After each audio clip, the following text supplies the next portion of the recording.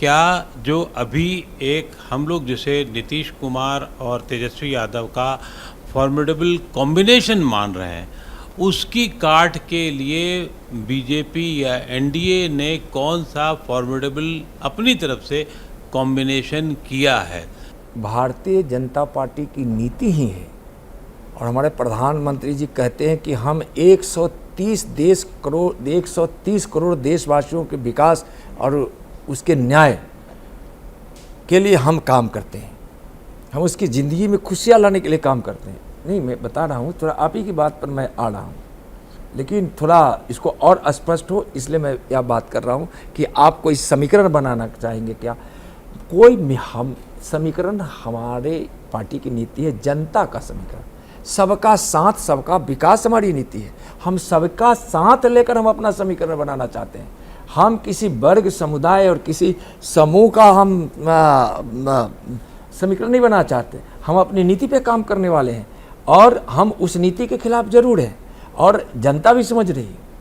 मेरा सवाल आपसे ये है कि बिहार में खेला हो गया और आपको पता नहीं चला, और जब पता चला तो गृह मंत्री अमित शाह जी का क्या रिएक्शन था? आपकी कोई बात हुई बिहार को लेकर उनसे? देखिए, पार्टी में कोई विषय आता है तो चर्चा होती है और हमारे राष्ट्रीय अध्यक्ष जी, पार्टी के माननीय जेपी नड्डा जी ने जरूर इस विषय पर पार्टी के नेताओं से बात की। इसमें कहीं दो मत नहीं है। पार्टी के नेताओं से बात तो हुई ही थी। जब ये ऐसी स्थिति आती है तो पार्टी के नेता, पार्टी के पदाधिकारी मिलते हैं, पार्टी के प्रमुख लोग मिलते हैं और जो विषय आता है उस पर चर्चा होती है, फिर उसमें हम आगे का राह ढूंढते हैं। हमारा काम है देश हित में आगे बढ़ते जाना, काम करते जाना। देश हित मतलब इसमें समग्रता है।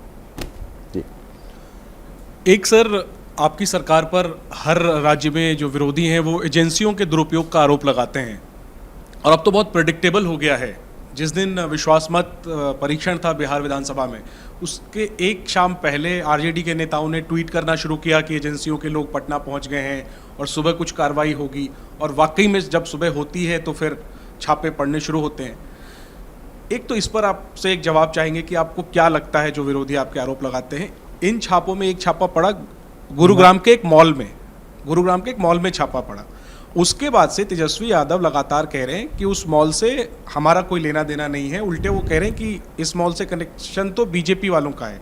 तो क्या ये चूक हो गई आप लोगों से? ये गुरुग्राम वाले मॉल की क्या कहानी है? क्या ये चूक हो गई आप लोगों से या कोई और कहानी है? देखिए, यह काम जांच एजेंसियों का है और जांच एजेंसियों के भेजने की बात कर रहे हैं, और उसके लिए उन्होंने जमाई शब्द का भी उपयोग कर दिया था, यहाँ तक कर दिया था। तो उनके यहाँ सीबीआई जैसी जांच एजेंसी, ईडी जैसी जांच एजेंसी आज से नहीं, 1996 में से पहुँच रही है, जो जिसकी मैं बड़ी विस्तृत चर्चा कर चुका हूँ। लेकिन ये सीबीआई के मुद्दे पर रहे तो 2013 में सुप्रीम कोर्ट ने, आपको मालूम है कि कोल स्कैम पर, कोयला घोटाले पर जब जांच हो रही थी तो कहा कि ये तो केज पैरेट है, पिंजरे का तोता है। अभी जो मौजूदा मुख्य न्यायाधीश हैं सुप्रीम कोर्ट के, उन्होंने कहा कि इसकी जो क्रेडिबिलिटी है, विश्वसनीयता है, उसमें ह्रास हुआ है। अगर हम सीबीआई के डायरेक्टर्स की बात करें, जोगिंदर सिंह हो, विजय शंकर हो, लगातार ये मांग उठती रही है कि इलेक्शन कमीशन जिस तरह से स्वतंत्र है उसी तरह से सीबीआई को बना दिया जाए, ताकि ये जो विपक्ष वाले भी हल्ला करते रहते हैं कि इन लोग इस्तेमाल करते हैं इसका, वो न हो। पर डायरेक्टर पुराने ये भी कहते हैं कि जिस तरह की शक्ति देती है ये, जिस तरह की मारक शक्ति सत्ता दल को मिलती है, चाहे आप हो चाहे कांग्रेस हो, इन लोग कोई भी नेता इसको स्वतंत्र संस्थान नहीं बनाना चाहेंगे। आपकी क्या राय है इस पर? सीबीआई की जो प्रक्रिया है तो उसमें दखल अंदाजी की बात कौन क्या कह रहा है उस पर तो मैं कुछ नहीं कहूँगा, लेकिन मैं इतना ज़रूर कहूँगा कि जब सीबीआई कोई प्रक्रिया में जाती है, जांच में जाती है या कोई कार्रवाई करती है, तो क्या उसके कार्रवाई को यह कह दिया जाए कि कार्रवाई जो है सो किसी के इशारे पे है?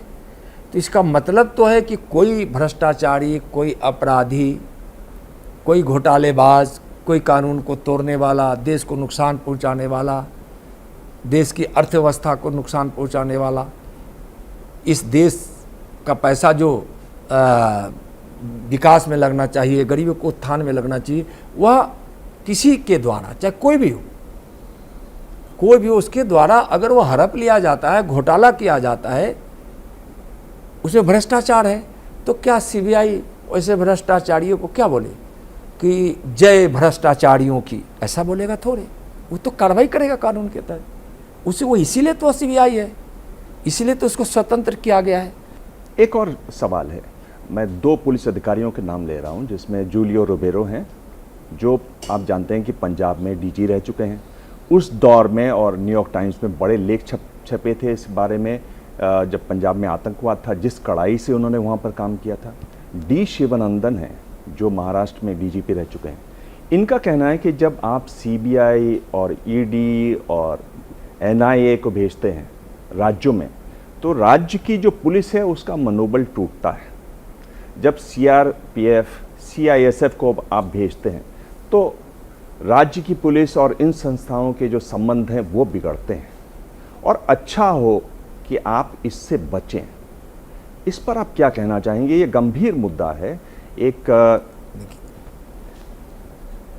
पुलिस राज्य की हो चाहे पुलिस केंद्र की हो, हमेशा कोऑर्डिनेशन के लिए, संवाद के लिए उनके बैठकें होती है, आपस में मिलना जुलना होता है, एक दूसरे से संवाद होता है, एक दूसरे से कई बातों पे शेयरिंग होती है।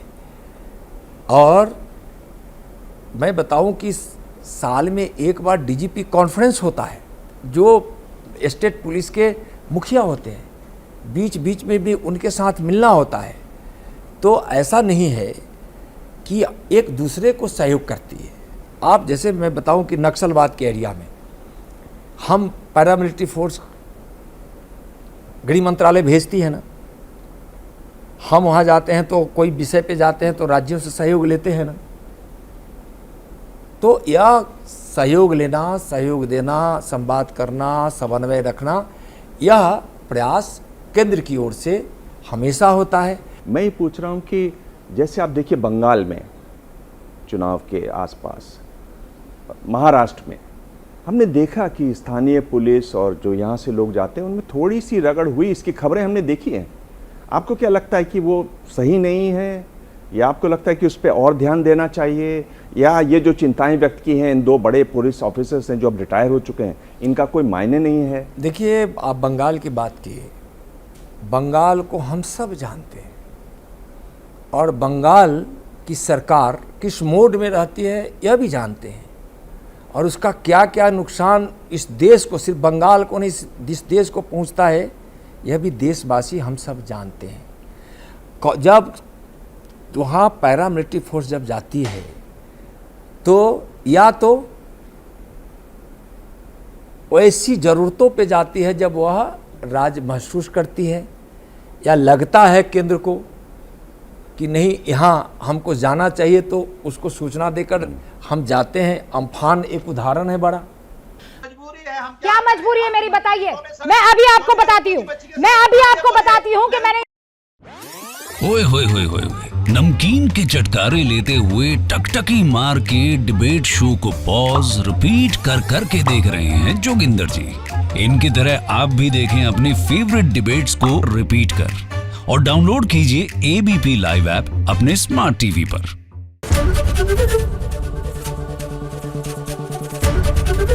एबीपी न्यूज आपको रखे आगे।